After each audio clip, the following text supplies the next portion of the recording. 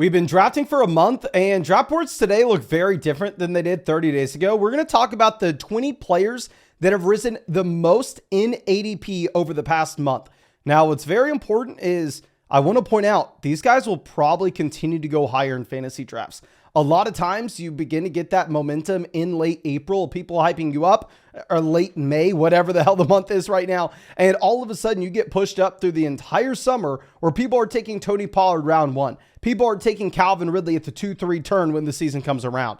Now, it's not going to happen this year, but maybe some players in this list, it will happen too. Now, talking about the player that's risen the least on this list, he's still risen a decent amount. You have McConkey here. He's up 9 slots compared to where his ADP stood a month ago. He's going as the wide receiver 38, which doesn't seem like it's unreasonable. But of course, wide receivers go so damn early in these underdog drafts that he has an ADP of 68 currently. This is a wide receiver that it's very easy to see the bullish case for. You have Justin Herbert, in my opinion, and I think the opinion of most people who watch football, a top 10 quarterback in the NFL, who arguably speaking has the worst receiving core currently in the league. You go over and you look at this depth chart. The top 3 receivers are Joshua Palmer, a perennial like wide receiver 3, wide receiver 4 for an NFL team.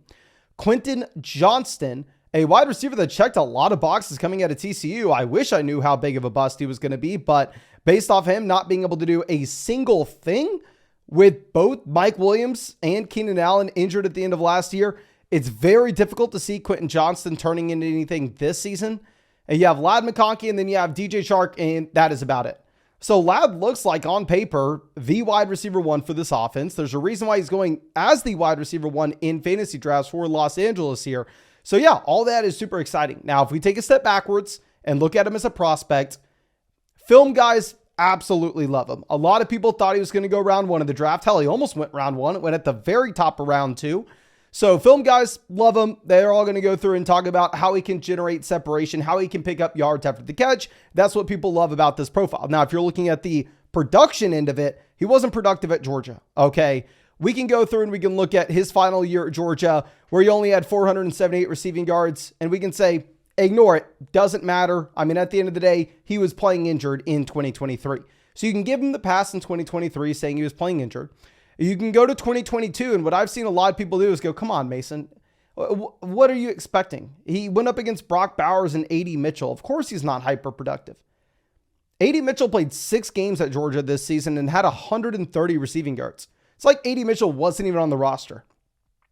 You had Ladd McConkey playing 15 games, pulling in about 750 receiving yards, less than the tight end on the roster and Brock Bowers. Brock Bowers was younger in this season as well. I mean, obviously, Bowers is still younger. About the same amount of receiving volume as Kenny McIntosh. Darnell Washington. He just was not able to separate. The market share numbers look very bad historically for Ladd. But I want to reiterate, great guy in film. Great draft capital. Great situation he's stepping into. If I'm drafting Ladd at ADP, if I'm going to be taking him at pick 68, 69, it's specifically because I want to be targeting Justin Herbert later in this draft. But outside of that, probably not going to take a ton of them here. I would way rather go Jordan Addison in this range. Now, going over to our next guy, Jaleel is also up 9 slots in fantasy drafts currently. Obviously, if you're looking at the depth chart here in Denver, it is not a very comfortable spot to say Javonte Williams, full-blown starting running back. Javonte's going to eat everything. But Javonte right now is going like round 10 of these underdog drafts just because nobody has any faith. You look at the depth chart outside of that, you have Samaje Perine on it. Perine did absolutely nothing last year. He's been perennially doing nothing for years. You look at the fact that he could be a cap casualty with his contract this season. Jaleel probably looks like the guy. I mean, if you're going to go through and look at the season that he had last year at his age with the road of his screener and pull historical comps, you have like Shane Vereen the following season having 17 points per game. Now, obviously, Vereen, very different story in New England, but James Cook, comp similarly. James Cook the following year, 14 points per game. Jamal Williams following year, 10.5. Thomas Jones the following year, 10.5 points per game. So, I mean, you do have an argument that Jaleel can come out here and he can have a role from week to week perspective. And it's not like Javonte is fully locked in. Now, going over to our next guy, this is going to be a Baltimore Raven who gets a contract. You have Rashod Bateman. With Bateman, the depth chart here in Baltimore is very thin. You have Zay Flowers at the top. You have Mark Andrews. We're going to expect that those guys go out there and they're going to dominate the target share. Didn't really know what to expect with Rashod Bateman's long-term outlook here in Baltimore. It looked like there was an outside chance that he was going to be on a different team, that he was going down the Corey Davis route. But no, Baltimore signs him. They give him, okay money. They give him $4.5 million guaranteed. He's locked into the roster this next season.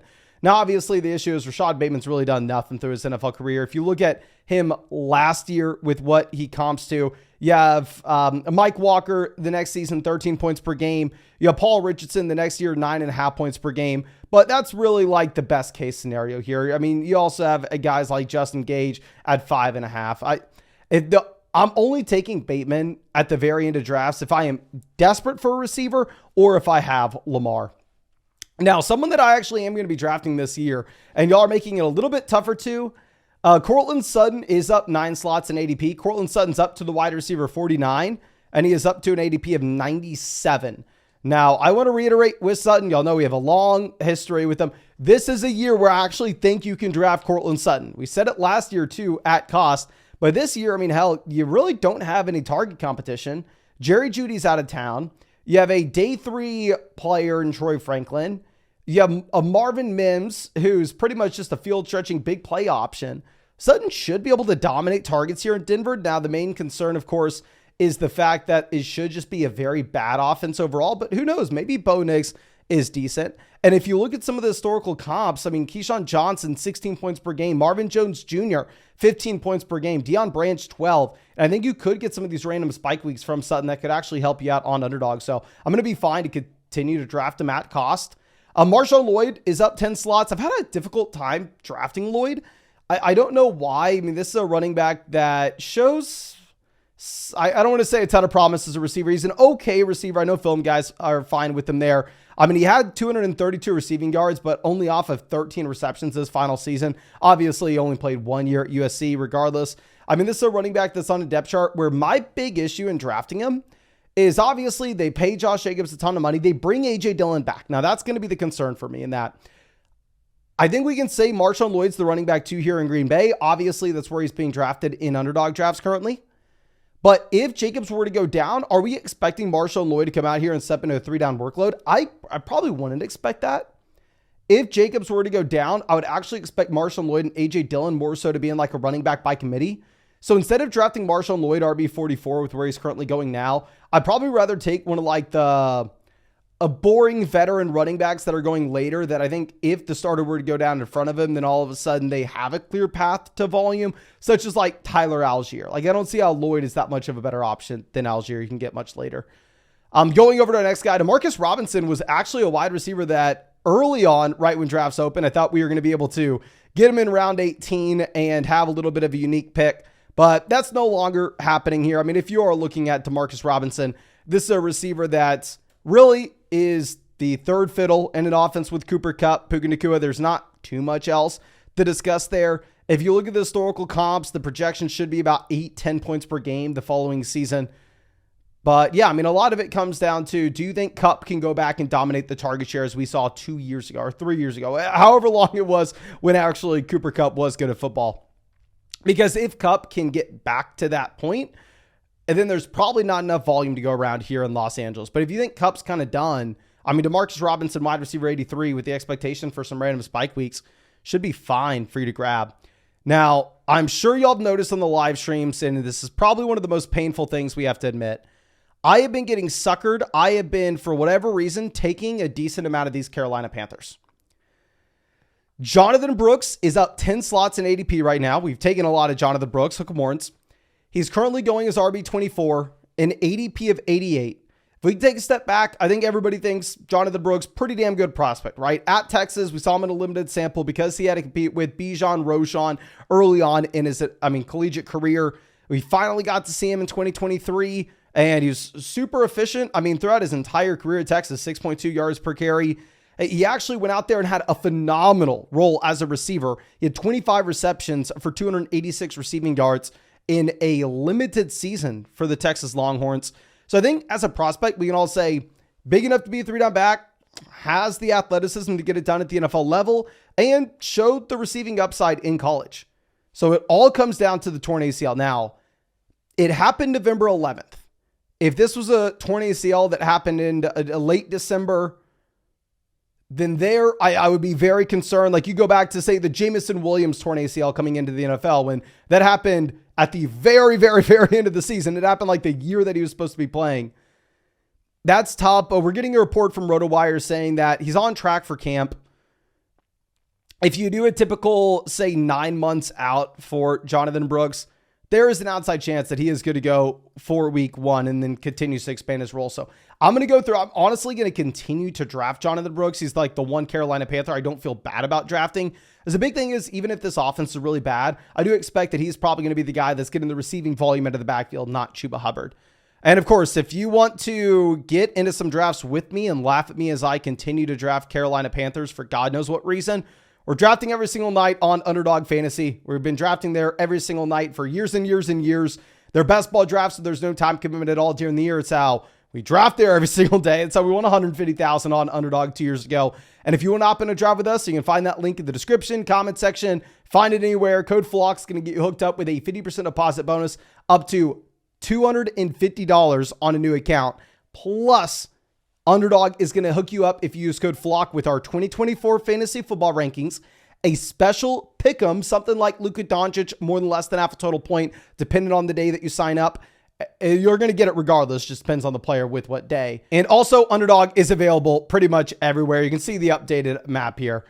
But moving over to our next guy, we're going to look at Damien Pierce, who's actually up 11 spots, which is really interesting. I mean, if you go over and look at this depth chart here in Houston, they bring in Mixon, but they don't really address any of the running back depth behind it. So as it stands right now, yeah, it looks like Pierce is a running back that is the second option in this offense. Obviously, expectation is Joe Mixon is the guy, but if anything were to occur to Mixon, I mean, we've seen Pierce be a 3-down back in the past.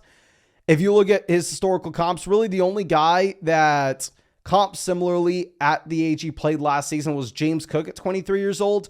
And James Cook the following year did go out there and average 14 points per game, but he's the only running back that we've seen since the year 2000 that was able to bounce back from that horrendous season to double-digit points. Now, Germaine Burton is going to be our next option. He's up 11 slots, which is very interesting. He has an ADP of 152. He is wide receiver 70 currently. This is a wide receiver that if you were looking at the production profile, it's not great. The target share isn't necessarily there. Of course, he's played in some very good offenses. He's played in Georgia. He's played in Alabama, the two most talented collegiate teams you are going to find. If you're looking also at where he is currently located, I mean, he's in Cincy. You're going up against Chase. You're going up against Higgins. Historically speaking, this has been a team that's had an extremely concentrated target share. You maybe make the argument, well, Mason, the reason that he had the lack of production in school was off the field concerns, character concerns, yada, yada, yada. If it can get ironed out, I mean, the film guys love the talent that they see on tape, and maybe all of a sudden, I mean, he's able to elevate his game at the next level. But more times than not, we get told this story of like, oh, okay. I mean, he just has character concerns. If he fixes those, I mean, the talent's there. A lot of times it doesn't really come through. But if Higgins gets traded, all of a sudden, he is an absolute smash pick for where he's going. So it comes down to what are you expecting with Higgins? Now, Rashid Shaheed as our next option is a very boring wide receiver in my mind. He's the clear wide receiver 2 in New Orleans, right? So, I mean, here he's sitting as the wide receiver 55 in these underdog drafts. You kind of have an understanding of who you're going to get. If you look at the historical comps based off his season last year at his age, you had Albert Wilson the following year averaging about 14 points per game. James Thrash the following year averaging about 13. Everybody else is hovering around like 6 to 9. Really comes down to, do you think Shaheed's actually going to give you spike weeks when it matters? As I mean, I would be willing to buy into this New Orleans Saints passing attack and go like all in, draft Olave in every single draft round 2, draft Shaheed in every single draft here in the middle rounds. If it wasn't for the fact that this is a team that did nothing to address their quarterback issue, where you are still sitting with, I mean, freaking Derek Carr here. Now, let's go over to Jameson Williams. If we are looking at Jameson, this is a wide receiver that has done nothing at the NFL level. Okay, let's just be very transparent with this. Jameson Williams has done absolutely nothing. Now, you can sit here and we can come up with excuses for Jameson Williams, and we can say, okay, well, Mason, come on, man. He was way too close to the torn ACL to do anything as a rookie. True. Good point. Probably shouldn't have drafted him then. And I'm not saying I shouldn't have. You shouldn't have. But anyway, year 2, he gets the suspension. He only plays 12 games. And in those 12 games, he has 350 receiving yards. Now, Josh Reynolds is gone. He's still very young. He's only going to be 23 years old this next season. But ultimately, if we take a step back, this is a receiver that's going into year 3 that's had fewer than 400 receiving yards in his NFL career. If you were in like a regular home league, I'm never drafting Jameson Williams just because I would never know when to start him. From an underdog best ball perspective, if you think he has the big play potential, I'm fine with you going ahead and taking him. But I'm going to reiterate what we said about Jameson last year and the year prior, especially when we were talking about him from a dynasty perspective. And that Jameson Williams is a wide receiver that if he succeeds, I think he will help the Detroit Lions offense more than he will actually help your fantasy football team. He has the profile of someone that's going to go out there and he's going to not command target volume. However, instead, he is going to stretch NFL defenses. And he is going to create space underneath for both Amon-Ra St. Brown, Sam Laporta, and Jahmyr Gibbs, and Dave Montgomery. Throw it all in. They keep 2 safeties back to make sure that Jameson doesn't beat him over the top. And then they're able to dump it down to the lesser options close to the line of scrimmage. It's great for the offense. Do you get any points for Jameson Williams for that? No. So, I mean, we see this over and over and over again, that these deep threat speedy guys go higher in the NFL draft, are maybe a little bit better from a real life perspective than they are in fantasy. Now, but he's up 12 spots in drafts right now. Noah Fant also up 12 slots. With Fant, this tight end that I loved coming out of school. I mean, if you remember, played at the same school, same year as TJ Hawkinson, but when they were sophomores, nobody was talking about TJ Hawkinson. All eyes were on Noah Fant. Noah Fant gets drafted around 1 in Denver, flashes early on his NFL career, is treated as a throw-in for the Russell Wilson deal. Noah Fant doesn't really do anything last year in Seattle. At 26 years old, if you're going to comp him to other tight ends historically, the best comp that you have in terms of the points that that player produced the following year was Zach Miller, who had 7.1 points per game. I don't know. It's gross. You look at the competition here for Noah Fant. You have Metcalf, Lockett, JSN, Kenneth Walker, Zach Charbonnet. I mean, you have so many players in this offense competing for touches. It's a bad offense. Noah Fant hasn't been productive. Noah Fant has the name appeal. And also what Noah Fant has, and this is like the only reason I'm saying, the only reason I'm going to avoid saying don't draft him, is they gave him a massive contract. I mean, if you're looking at this contract for him, he's paid $11.5 million guaranteed. I mean, obviously the total contract's a little bit higher. Total contract's $21 million, but the guaranteed number, $11.5 million. I don't want to compare him to running backs because obviously that's just not fair to do. But I mean, this is a player that is getting paid a considerable amount of money. So it's hard to believe that they just don't use him at all. Now, going over to our next guy, we are going to be looking at Ben Sinnott, up 12 slots in drafts currently. It's a tight end at Kansas State that clearly looks like he is, I don't want to say, he's the top rookie tight end in this class outside of Brock Bowers, of course. Goes to a depth chart where they have a couple receivers of note. They bring in another guy in Luke McCaffrey. They have Zach Ertz at tight ends. Now, of course, Zach Ertz, we're not necessarily expecting him to be the tight end one here. The expectation is Ben Sinnott is the guy. They give Zach Ertz about $2 million guaranteed. Zach Ertz is going to be 34. If you were in like your regular home redraft league, I think drafting Sinnott here is a very poor choice as tight end 17. Just because at the beginning of the season, I don't necessarily know if you should expect that you're going to be getting anything here. However, specifically on teams where you take Jayden Daniels, especially in these underdog best ball tournaments, I think you can go Ben Sinnott because hopefully by the final 3 weeks, this is someone that's broken out. And maybe this is a top tier offense. I mean, Jayden Daniels is moving up these drafts in a considerable way. He's up to QB 12 in ADP, up 12 slots over the past month. And yeah, Daniels, he gets the capital. He goes number 2 in the NFL draft. It's a quarterback that's going to a pretty damn good situation. I mean, you have McLaurin, you have Dotson. They take Luke McCaffrey. Maybe he's a decent wide receiver 3. I mean, a lot of people like Ben Sinnott, as we already mentioned. But most importantly, if you are looking at Jayden Daniels, the saving grace is he can come out here and he can be a bum from a real life perspective. from a real life perspective, Justin Fields is one of the worst starting quarterbacks that we have seen in a very long time. But 2 years ago, Justin Fields was phenomenal for fantasy football purposes because he ran the ball. Jayden Daniels, last year at LSU, had 1,100 rushing yards through 12 games. Over the past 2 years, he's had 21 rushing touchdowns at LSU. So if Daniels comes in and he gives you 40, 50 rushing yards per game, even if he is a bad quarterback from a real life perspective, he could still return value. Now, not to mention that there's the outside chance that what if he's good? And he doesn't even need to be CJ Stroud. What if he just comes out, he's the QB 20 in terms of total passing volume, and then you get the rushing bonus added on? If I'm playing in a format that's like a 6-point passing touchdown league, there maybe I'm not going to prioritize the rushing quarterback as much. But on Underdog in particular, where it's a 4-point passing touchdown format, I'm fine if you wanted to go ahead and take Jayden Daniels here. Now, Kimani Vidal is going to be our next guy. We talked about him in a video a while ago when we were looking at the quote-unquote cheapest RB1s in fantasy, and we were just evaluating all the uncertain backfields. And our takeaway was, don't draft J.K. Dobbins, who's only guaranteed $50,000. Instead, take the rookie. We don't know if he's any good. He's probably not, but it's a very open depth chart. And yeah, this is a running back that had almost 300 carries at Troy.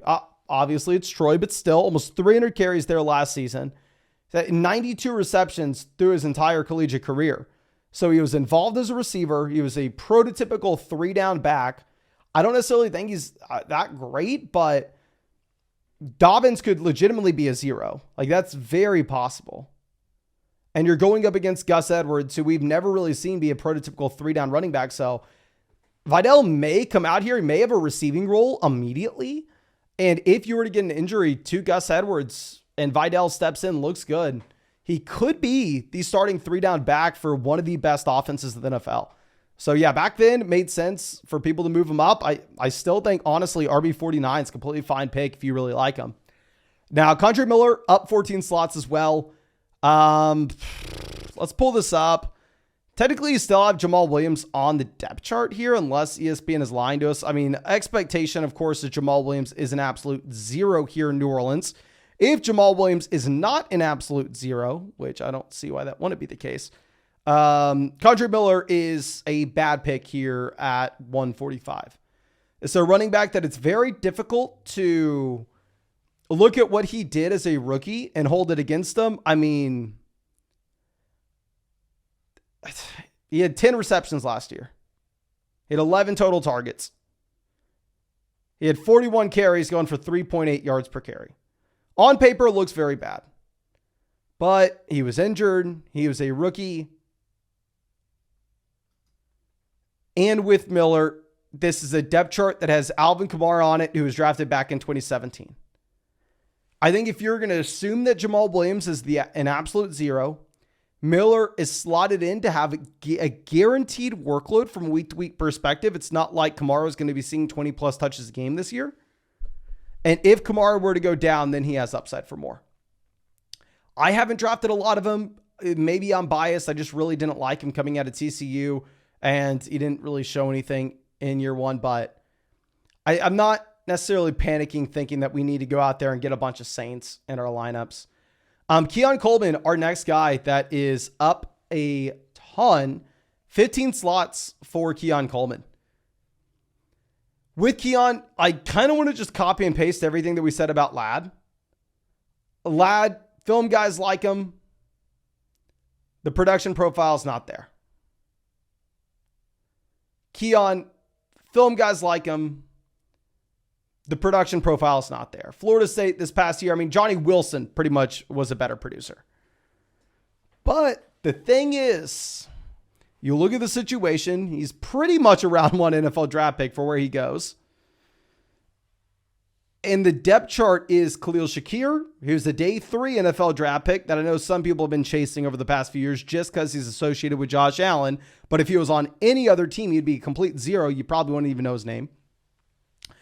Curtis Samuel. Now, I understand people are going to be excited about Curtis Samuel. I really liked Curtis Samuel back in his days in Carolina. But let's take a step back and let's remember Curtis Samuel is going into year 1, 2, 3, 4, 5, 6, 7. He's going into year 8 here. And Curtis Samuel has one season ever with 700 or more receiving yards. So it's not like Curtis Samuel is guaranteed to be anything. So really you have Keon Coleman and that's it. Keon Coleman, some secondary options, maybe Dalton Kincaid. In what should project out to be one of the best offenses in the NFL. So I don't love the player, but am I going to sit here and act like it's horrible to draft him wide receiver 40 with this depth chart? No, not at all. I think if you want to take him, go for it. Obviously, you're primarily targeting him on Josh Allen builds. Now, Dontayvion Wicks is up 16 slots in these drafts. If you are looking at Dontayvion Wicks, this is a situation where you have two potential viable tight ends in Green Bay. You have Jayden Reed. You have Christian Watson. They bring in Jacobs. They bring in Marshawn Lloyd. You have so many Packers where if we look at Dontayvion Wicks, he comes with 4 receiving touchdowns last year, which is somewhat, I mean, it's exciting, of course, but he is someone that didn't have a good prospect profile and had 58 targets as a rookie. I'm not going to sit here and go through and overreact. I'm not really going to be taking Dontayvion Wicks at an ADP of 131. I would rather be targeting running backs in the range of underdog drafts here. Now, hook 'em horns. Let's throw up another Texas running back. Let's look at D'Onta Foreman here. I've drafted a lot of D'Onta Foreman in years past, but he's up 17 slots in drafts this year. I haven't taken him at all. Now, it's understandable why he is up, right? You're looking at a running back that signs with Cleveland. Nick Chubb currently has one leg. Let's just be very clear with that. So really your competition for early in the year is going to be Jerome Ford. If you were looking at Ford, they brought in Kareem Hunt last season because they don't view Jerome Ford as a 3-down back. I mean, we've been very clear about this. So the expectation possibly is early on in the year, you have Foreman and Ford splitting the backfield. The reason I'm not really going to be drafting D'Onta Foreman is I just don't necessarily see the upside for the end of the season. I think Chubb, more likely than not, is there at the end of the year. While Nick Chubb currently only has one leg and he absolutely destroyed his knee. We all saw it on primetime. It was back in like week 3. It was at the very beginning of the season. And even if Chubb were to miss, Foreman's still splitting the backfield with Ford. So we go and look at the contract as well. He's guaranteed $335,000, so it's not like they pay him a ton. I don't know. I'm not in on Foreman. I could be making a mistake, but someone else that we talked about a month ago in that cheap RB1 video, and we actually said it was a pretty good round 18 pick. Now you're not going to get him round 18. Tyrone Tracy Jr. is up 20 slots in ADP right now. Now, we talked about it back then saying, oh, okay, look at the depth chart. You have Devin Singletary who gets paid, but ultimately you can't sit here and say that Devin Singletary is some God-given talent that nobody is ever going to be able to leapfrog on a depth chart. No, I mean, pretty much, I don't want to say that, but Singletary's not a running back that is Saquon Barkley. He's not just locking down the starting job no matter what. Tyrone Tracy Jr. is a running back that you've seen in his past go out there and, command receiving volume. This is a running back that you go way back early in his collegiate career, he was a receiver. You look at his second year at Iowa, 6 rushing attempts, 36 receptions. His third year at Iowa, 2 rushing attempts, 14 receptions. His fourth year at Iowa, 7 rushing attempts, 15 receptions.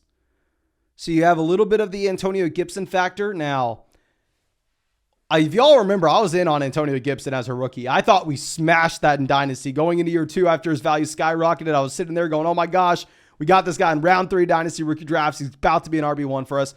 And clearly Antonio Gibson never panned out. But let me talk about why I'm not that excited about Tyrone Tracy Jr. and why I don't think you have like the Antonio Gibson level upside that Gibson had way back when.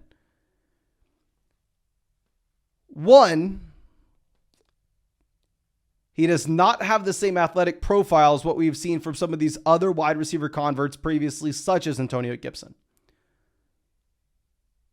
2, we have not seen him command volume as a rusher, even though he transitioned to the running back position late in his collegiate career. And 3, this is someone that played 6 years of college football. This will be his, and for the love of God, please look this up. I know you're not going to believe me. This will be his age 25 season. Now, obviously, you can say, well, Mason, we've never seen it before because we never had COVID before. We never had the extra eligibility years. Mason, he was the positional convert, yada, yada, yada.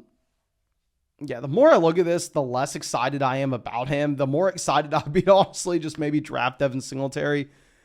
And the number one riser that we have seen, what you've been waiting the entire video for, is a little underwhelming. We got Zay Jones here. I mean, if you are looking at Zay Jones, he's up to wide receiver 81, ADP 188.